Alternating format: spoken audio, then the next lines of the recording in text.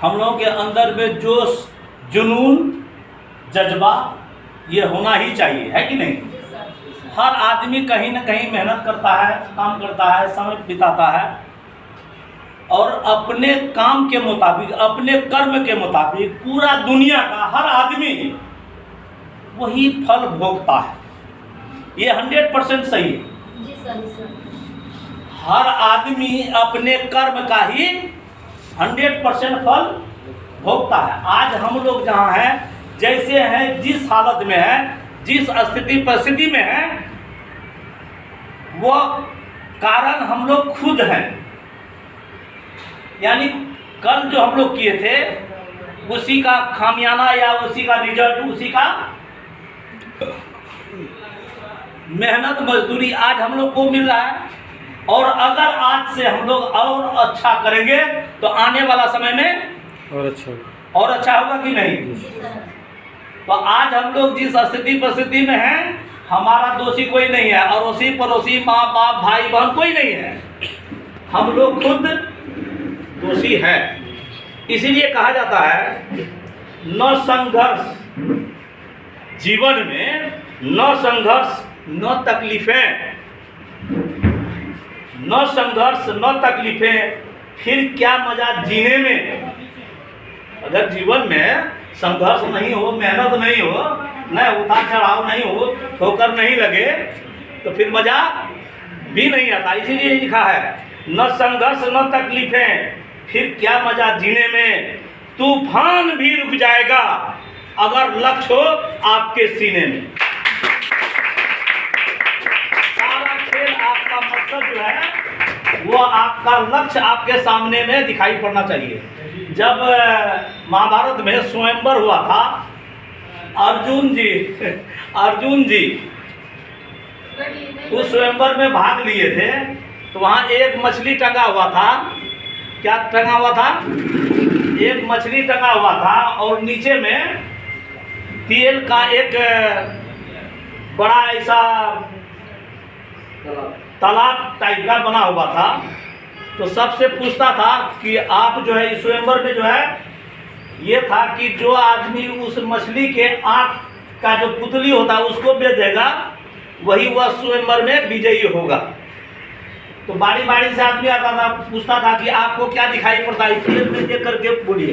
तो कोई बोलता था मुझे कुछ दिखाई पड़ता है, कोई कान दिखाई पड़ता था, किसी को कुछ दिखाई। लेकिन एक अर्जुन थे, जब वह आए, बोला आपको क्या दिखाई पड़ रहा है? बोला कि हमको मछली का सिर्फ पुतली ही दिखाई पड़ा। और उन्होंने बांध छोड़ा और मछली के आँख को ही भेज दिया। तो स्वयंवर में विजयी कौन हुआ? अर्जुन। बहुत बड़े बड़े योद्धा आए थे, लेकिन सबको विजयी नहीं मिला। कहने का मकसद मेरा यह है कि आप लोगों को भी जीवन में अगर सफल होना है तो लक्ष्य को बनाना पड़ेगा। हम लोग गरीब घर में पैदा लिए हैं, ये बहुत बुरी बात नहीं है। अगर हम लोग गरीब घर में पैदा लिए हैं तो ये बुरी बात नहीं है, लेकिन गरीब बन करके मर जाना ये बहुत शर्म की बात है। क्योंकि आप अपने कर्म से, आप अपने मेहनत से आप अपने जिंदगी को आबाद कर सकते हैं। आपका जिंदगी का मालिक आप खुद हैं। आप अगर चाहें तो अपने जीवन को आबाद कर सकते हैं, या फिर आप चाहें तो अपने जीवन को बर्बाद भी कर सकते हैं। आबाद होना है कि बर्बाद? आबाद होना है। आबाद होना है कि बर्बाद? आबाद। अब अंतिम बात, जिंदगी जीना आसान नहीं होता। जिंदगी जीना आसान नहीं होता। बिना संघर्ष कोई महान नहीं होता। आज कोई भी आदमी IAS है, डॉक्टर है, MBBS है, या नेटवर्क मार्केटिंग में बहुत सारे लोग जो है सफलता पाया है। जो 55 करोड़ रुपया इस डिजिटल मार्केटिंग से लोग उठा रहा है। बहुत सारा हीरा जो अपना संघर्ष करके जीवन में सेंट्रल गवर्नमेंट का नौकरी को छोड़ दिया, रिजाइन लिख दिया। ऐसे शख्सियत को हम लोग क्या करेंगे? नमन करना चाहिए कि नहीं?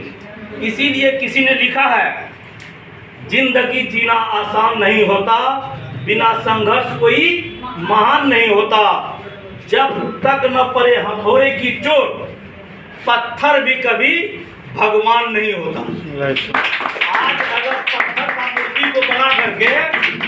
पत्थर का मूर्ति को बना करके काली मंदिर में, दुर्गा मंदिर में या हनुमान मंदिर में जहाँ भी रखा है, वो क्या था पहले? पत्थर। एक पत्थर का चट्टान था। शिल्पी जो है उस पर हथौड़ा छेनी चला करके काट करके मूर्ति का रूप दिया। बहुत सहा होगा ना। जस्ट लाइक हम लोग को भी अगर जिंदगी में सफल होना है तो बहुत चोट सहना होगा। इसीलिए कहा है कि आपका सोच आपके जिंदगी को आबाद कर सकता है या फिर आपका ही जिंदगी आपको बर्बाद कर सकता है।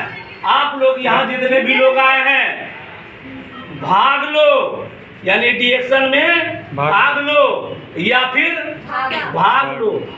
दो बात होगा। यहाँ जितने लोग बैठे हैं, जो दिल से डिएक्शन में रहेगा तो वो क्या करेगा? डिएक्शन में भाग लेगा।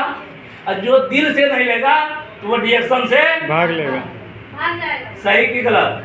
अब हम चाहते हैं कि हमारे डायनेमिक डायमंड मिस्टर कुलानंद जी के लिए एक जोरदार ताली से और स्वागत किया जाए।